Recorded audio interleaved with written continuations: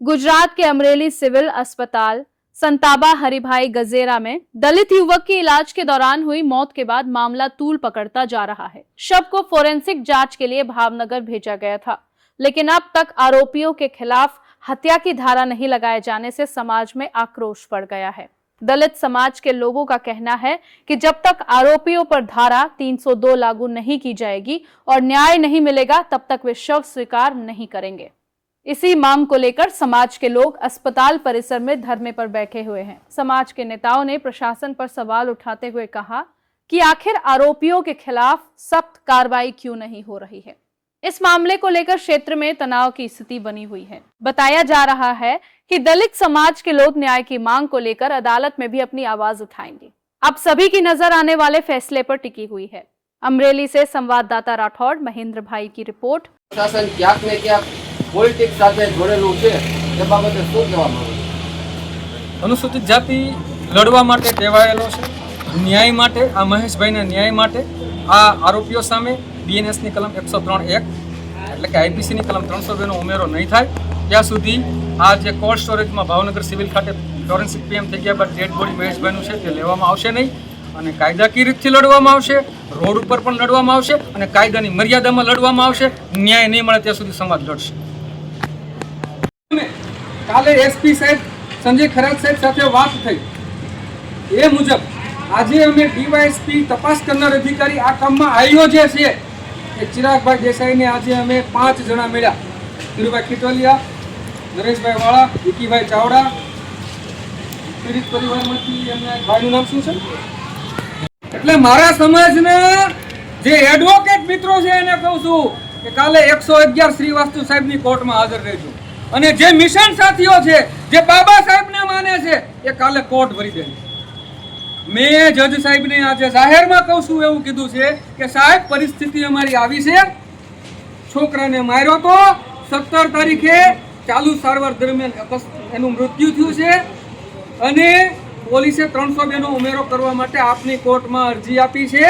સામાન્યથી keep with FIR નો order થાય અને એ તપાસનો વિષય થાય।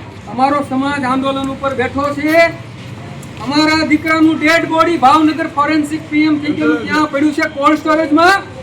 આવું મેં જજ સાહેબને આજે મળીને કીધું એના લાઈવના માધ્યમથી કહું છું।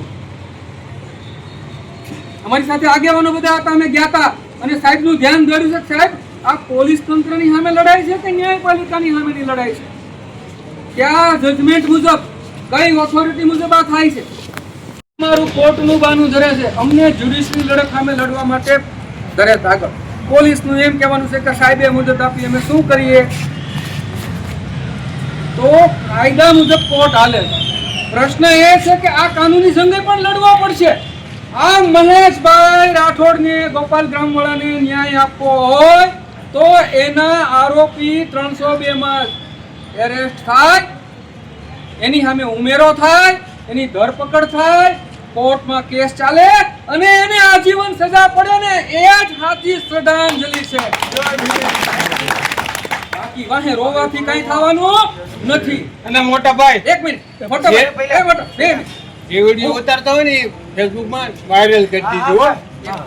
આપણે કોર્ટમાં રજૂઆત કરવા જવાની છે, જે કાંઈ લીગલ ફાઇટ આપવાની છે એમાં સર્વ સમાજના લોકો, ખાસ કરીને અનુસૂચિત જાતિ સમાજના લોકો અને જેટલા પણ અનુસૂચિત જાતિના વકીલો છે એ કોર્ટ પરિસરમાં હાજર રહી અને સમાજ પણ બહોળી સંખ્યામાં હાજર રહી જેથી કરી આપણી તાકાત દેખાય અને આવતીકાલે આપણી સાથે અન્યાય ન થાય એવી હું લોકો પાસે આશા રાખું છું। જય ભીમ, જય સંવિધાન, જય ભારત। ક્યાંક ને ક્યાંક સમાજને મારે 2 શબ્દ જ કહેવા છે કે આજે દલિતો માટે માનવતા મળી ચૂકી છે। દલિતોનો કોઈ પણ પ્રશ્ન હોય, દલિતો ઉપર અન્યાય અત્યાચાર થાય એટલે ક્યાંક ને ક્યાંક લીગલ સાઈડમાં આપણને નુકસાન થતું હોય છે। પોલીસો તો પોલીસ છે એ તો આપણે નુકસાન કરતી જ હોય છે। તમે એક વિચાર કરો, આપણો દીકરો મરી જાય છે, આપણે મર્ડર એટલે કે 302ની હાલની બીએનએસ 103 મુજબ કલમનો ઉમેરો કરવા આપણે પોલીસ પ્રશાસનને અરજ કરીએ છીએ। પોલીસ આપણી માંગણી સ્વીકારે છે, કોર્ટને રિપોર્ટ કરવા જાય છે। કોર્ટને જે પોલીસ તંત્ર રિપોર્ટ કરે છે, જે આઈઓ છે તપાસ અધિકારી દેસાઈ સાહેબ, એ રિપોર્ટની અંદર સ્પેસિફિક કાયદેસર લખે છે, લેખિતમાં લખે છે કે MLC નંબર, ફરિયાદ નંબર, અર્ણેસ્ટ કુમારના જજમેન્ટ મુજબ આ જે કાંઈ આરોપી હતા અમે એને નોટિસ આપી જાતા કરીએ છીએ. ઓન રેકોર્ડ કોર્ટના ધ્યાને દોરે છે. કોણ દોરે છે? ડીવાયએસપી. કોર્ટ એક પણ વખત વિચાર નથી કરતી કે ડેડ બોડી અમરેલી સિવિલ હોસ્પિટલના કોલ્ડ સ્ટોરેજમાં પડી છે. માં, બેન, ભાઈ, બાપ આ લોહીના આવડે રોવે છે. સમાજ આ લોકોના આવડા સહન નથી કરી શકતું. આંદોલન ચાલુ છે છતાં કોર્ટ તારીખ આપે. મિત્રો વિચાર તો કરો આ દલિત સમાજ ઉપર કેટલો અન્યાય થાય છે. જ્યારે કોર્ટ અમુક બનાવની અંદર રાત્રે 2 વાગે નિર્ણય લે છે તો આ કોર્ટને આટલી બધી તો હું દલિતો પ્રત્યે નારાજગી છે, તકલીફ છે કે એને 2-3 દિવસની તારીખ નાખે છે. આ સમાજની નબળાઈ છે. જો કોર્ટ નોંધ લે, ડીવાયએસપી છે એ નોંધ લે, ગંભીરતાથી કોર્ટને રજૂઆત કરે તો કોર્ટને એ જ દિવસે નિર્ણય લેવો પડે કે આની અંદર 103નો ઉમેરો થાય છે કે નથી થતો. આ સમાજની નબળાઈ છે. વધારે વાત નથી કરતો પણ ક્યાંક ને ક્યાંક આપણી સાથે અન્યાય થાય છે. જે વ્યક્તિ મરે છે એની સાથે અન્યાય થાય છે પણ કાયદો ક્યાંક ને ક્યાંક આપણી સાથે અન્યાય કરે છે. હું આ કોર્ટને પૂછવા માંગુ છું. અમે કોર્ટની ઉપર એલિગેશન નથી કરતા પણ જોવામાં આવે તો ક્યાંક ને ક્યાંક અમારી સાથે અન્યાય થાય છે. છોકરો આપણી વચ્ચેથી આપણા દીકરાને ખોઈ બેઠા છે. આજે લડત એના પિતા લડવા માંગે છે. સવારે પણ બધાની વચ્ચે એમણે કીધું હતું. અત્યારે પણ હું તમે 2 શબ્દ કદાચ તમે બોલી શકવાની સ્થિતિ હોય તમારી તો માત્ર નહીતર વિનંતી કરીને સમાજને કહો કે ભાઈ હું આંદોલનમાં બેઠો છું. મારો સમાજ સરકાર અને ન્યાય મળે. પ્રેમજીભાઈ દુદાભાઈ રાઠોડ, કટાણ મારી સમાજની વચ્ચે ઊભો છું. આજે અત્યારે પીડા મારી માથે આવી છે. એ પીડાને નિર્ણય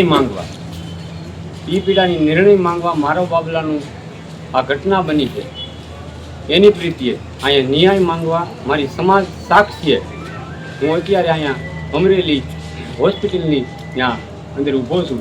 હું ન્યાય માંગવા માટે નર્મ વિનંતી કરું છું. મારી સમાજની ઊભી છે અને આ હું બોલું છું, વસન બોલું છું. જય ભીમ.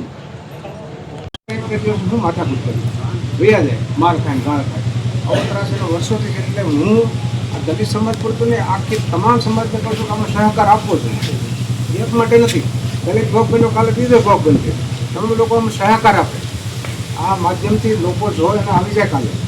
અને બીજું કે દાતાઓ જે દાન આપે છે અને દાતાઓએ પણ એની તપાસ કરવી જોઈએ કે આ ભ્રષ્ટાચાર કરવા માટે આટલી નબળી રસોઈ બનાવે છે, લોકોને મારે છે. લોકો દાતાઓ કરોડોનું દાન કરે ખબર સારું, નબળો કરે ભ્રષ્ટાચાર કરવા માટે લોકોને ધકેલે છે, મારે ગાળો દે છે કટકી કરવા માટે. એટલે આવા નીચ માણસોને ધકેલા કાઢવા જોઈએ અને એને કાયદેસર જેલમાં ઘાલવો જોઈએ. તમામ લોકોએ આ મારી ખાસ આટલી ભલામણ બરોબર થઈ ગયા અને જાત અનુભવ જોયું છે અને મારે ઝઘડા થઈ ગયા. એમાં દલિત સમાજના ચમચાઓ દાડિયાઓ એને ખોળે બેસી જાય. સમજી ગયા? એટલે મારે સમાજને તમામને હાથ જોડે વિનંતી કરું બધા સહકાર આપો. આ અન્યાય છે. રસોડું બંધ છે ભલે થઈ જાય. એટલે કેટલાય લોકો માર ખાઈ ગાળો બૈરાઓને નીચેના પેટની કરીને કાઢીને હાથના કેસર મેં નજરે જોઈ. અને એનો ભાઈ ભરતનો ભાઈ પરેશ આસારી છે ને એને મેં રજૂઆત કરી હતી. તારો ભાઈ ગાંડો થઈ ગયો છે, લોકોને હેરાન કરે છે. એટલે તમે તમામ લોકો આમાં સહકાર આપો. બધી જ્ઞાતિને માત્ર દલિત નહીં 18 વર્ષનો સહકાર આપો અને જેલમાં ઘાલો, જેથી કરીને આવો અન્યાય કોઈ ન કરે. વાત મારી બરાબર છે ને ભાઈ? બસ જય ભીમ. આટલું કહેવા માંગુ. કાલ રાત્રે 8 વાગે હું ફેસબુક લાઈવ હતું કે જો આ પરિવારની જે મહેશભાઈની જે ફરિયાદ છે હત્યાની એ 24 કલાકમાં જો પોલીસ ઉમેરો નહીં કરે તો આ 24 કલાક પછી જે મહેશભાઈની જે ડેડ બોડી છે એ અમરેલી SP કચેરી લઈ જવામાં આવશે. આવું મેં કાલે અહેવાન કર્યું હતું. તો આજે બીજું અહેવાન કરું છું ફેસબુક લાઈવના માધ્યમથી. જો 24 કલાકમાં તંત્ર 103નો ઉમેરો નહીં કરે તો આ ડેડ બોડી મહેશભાઈની છે ને સમાજ સાથે અમરેલીની ડિસ્ટ્રિક્ટ કોર્ટમાં લઈ જવામાં આવશે. મિત્રો તમે સહમત છો ને મિત્રો? જો આમાં તંત્ર અને ન્યાયપાલિકા જો 103નો ઉમેરો નહીં કરે અને ઓર્ડર નહીં કરે તો આવતીકાલે હિયરિંગ કર્યા પછી SP ઓફિસે મિત્રો આ ડેડ બોડીને લઈ જવામાં આવશે. તો તંત્ર અને ન્યાયપાલિકા વહેલી તકે આમાં 300